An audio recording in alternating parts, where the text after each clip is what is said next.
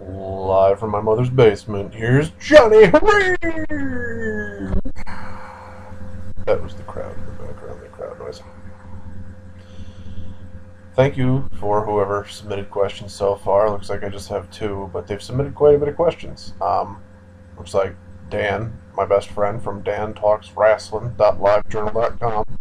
I will never plug that enough, and you will go watch it and see it and view it and love it. And I don't even know if you can subscribe to it or not, but you can definitely check it week to week. Damn it! Um, and also Gex Plan or GEX Plan. I don't know how to say it. But I've got a couple of questions here, and I've got some time, so we are going to answer these Q&A questions. We're going to make like this is actually planned out in advance when it's not. Yeah, here we go. We'll start with Gex Plan. His questions seem like they're going to be shorter. What do you think of TNA going on the road full time? I think, like many other older fans, that in order to become any sort of legitimate competition and in order to be taken seriously, to get the fuck out of that impact zone was one of the best decisions they ever made. I think it's a little bit late, honestly. I would have liked to have seen them do it probably even 2 years ago.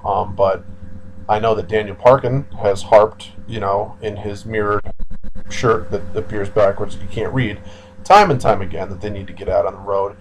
If you watch, Mikey Rout and Mr. Schlegel over there on that other channel, they don't need any more plugs, but they also say the same damn thing, that TNA needs to get out on the road, and this is a great way to reach out to your fans and just people that aren't going to come to Florida to see your product and to get that energy. Like back when people used to have the Nitro parties during the Monday Night War, one of the big things was that, oh fuck, wrestling's coming to my town. That's awesome.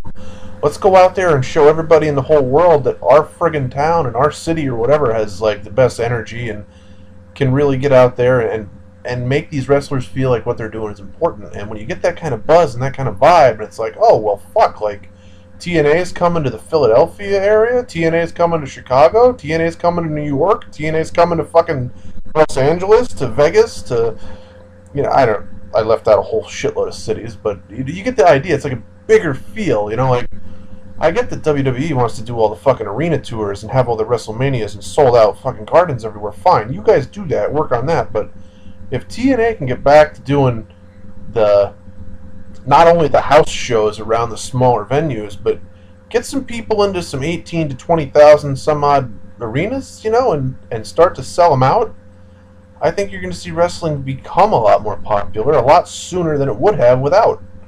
And it's really the only way is to access it, make it available to the fans in that capacity, that you're going to get buzz about your product, and you're going to get it on the media, the news stations and whatnot, advertising these things, and just make it feel like it's a big deal again. Another question is, what do you think WWE have planned for the Shield after Elimination Chamber? It's hard to say, but I watched a video from none other than Off the Rope Show again, and Schleg Daddy brought up the idea of having this big schmaz tag team where Shield and maybe somebody else take on a whole bunch of baby faces. It's a real stacked team. And of course that would be the payoff, because the Shield has been interfering in matches ever since like fucking Hell in a Cell or Survivor Series and all that. So what you do there is you give everybody kind of a big payoff with your babyface team going over. I don't know if it would be in an elimination style, because that's more reserved for Survivor Series itself, kind of, sort of, but I remember with other WrestleManias in the past, I did big, huge things, and they had the Miz and Del Rio and Dolph Ziggler on one team, and you had the Randy Ortons and the fucking Canes and whatever on the other team, and it just, I would foresee them doing something like that, just to get more star power on the card, to not have to develop any feuds, which usually takes creativity, which WWE have been a little bit, lacking thereof. When do I see the Aces and Eights storyline ending, and who would I like to see as the leader of Aces and Eights? Two things. One, I wish the Aces and Eights storyline would have been over already. It's really kind of dragging its heels and making the product just slow down.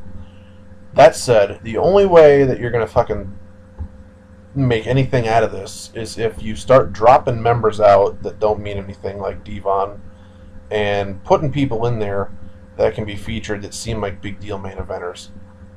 Maybe if Kurt Angle himself is the leader of Aces and Eights. Maybe if Sting is the leader of Aces and Eights. God forbid Hogan is the leader of Aces and Eights. Something that the fans that are casual, and even the old school fans, wouldn't have necessarily seen coming.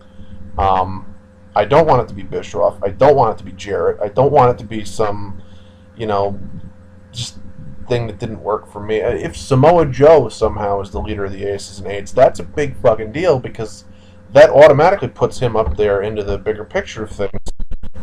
He's kind of fallen to the wayside after Joe and Magnus broke up, after he lost the television title. What say you? I'd like to see a big Impact player be the leader of Aces and Eights, but I'd like to see them trim down that faction. Get rid of Taz. Get rid of Devon. Get rid of some of these guys that really don't do anything for it. If you want to have Luke Gallows and you want to have Mike Knox and have them be the muscle, wonderful. If you want to have Anderson in there to kind of go after like a mid-card title or something, great. But you need a main eventer. If you want to have Bischoff and Briscoe in there, do your worst. Whatever, fine. I don't care. Showcase those two if that's what you want to do. Clearly TNA is high on the two of them, otherwise they wouldn't be on the fucking product as much as they are. Do I think Garrett Bischoff is anything, better than, say, Eric Watts 2.0? No, but his father is very influential in wrestling, and he is going to get a shot, so we might as well just suck it up and deal with that. I'm sure that Briscoe can prove himself and differentiate himself after the fact. But if those two want to win the tag titles and do something, or go in a tag team feud at least over the titles, you're going to turn Aries and Bobby Roode face in the process. I think it's a wonderful fucking idea, and they should do that. So I hope that answered your question, Gex Plan. Now on to Dan Bigler's questions. Okay. He sent me these back in November, actually. I never got around to doing them because I never got enough questions until now. What are my favorite and least favorite title belts? Just taking the belt design into consideration, nothing to do with the title it actually represents. My favorite title belt is... That's pretty easy. It's the Intercontinental title. It always has been. Just so many great people have held it, and it just looks awesome to me. Especially when Cody Rhodes kind of re-debuted the older style on the white strap. I think that looks really cool. Least favorite title belt would be the Jeff Hardy personalized title, and or would be the Divas title. The butterfly, really? Fuck that thing. It's not even a belt. It's a piece of jewelry. There's no reason for it. Also, as of late, the WWE Championship itself, like Cena, spinny belt, just stupid. Put your legacy on that fucking thing and let you carry around a title that means something. The next part of that question is, one of the casualties of the PG era, the traditional Thanksgiving Day Gravy Bowl match, if it were to be brought back somewhere, pick 2 participants, not necessarily from the current Divas roster, but the caveat being that it has to be 2 ladies as they are now, so I can't pick 2 women from their prime like Sunny, I guess, from 96, or 2004 Tori Wilson. So if I had to pick 2 from now to be in a WWE Gravy Bowl challenge, I'm not even sure I would do it in WWE, to be honest. I would take it over, and I would have TNA bring it back, because they seem to be more of the TV 14 friendly kind of people. And since it's a Gravy Bowl challenge, it's not really going to get too physical. They're just going to roll around in the gravy. And I would put Christy Hemme in that sumbitch, because she is hot. And I would probably put her against another hottie, probably a Mickie James or a Gail Kim, or even a Miss Tessmacher. Just let them go. Let them roll around in the friggin' gravy. You cannot lose in this type of scenario. Even if they want to get that pretty hot ladies TNA Knockouts ref in there, Taryn Terrell or whatever the hell her name is, let her get in there and get muddy or gravy or whatever you want to call it to. I'm fine with that. If I have not done this already, it would be my version of the WWE Mount Rushmore and why. I assume you're talking about a current WWE Mount Rushmore and not one that's all encompassing of different eras and times, because I mean, we all know that the stars of the past, to me, definitely outshine the stars of today. But if I had to go to the Mount Rushmore today, I guess it would be a lot of Breakfast Club people, because they're the only ones that have been really pushed to the moon and given the chance. And then they're not retired at the moment. So um, obviously Cena would have to be on there, as much as I do not like it. He's a main event caliber guy. Shit, I kind of write myself into a corner with this one. You have to put Sheamus up there now. He's actually done a lot to become one of the top tier baby faces in the company. I guess I don't really like Orton, but he deserves a spot there, and I would say Rey Mysterio is the fourth. Like, those are really four of the hottest guys in the company and people that are noticed the most. Um, and a new question would be, what would my personal entrance music be and why? Well, I don't know. I wouldn't mind bringing back the Ultimate Warriors theme. I feel like I could do that justice, but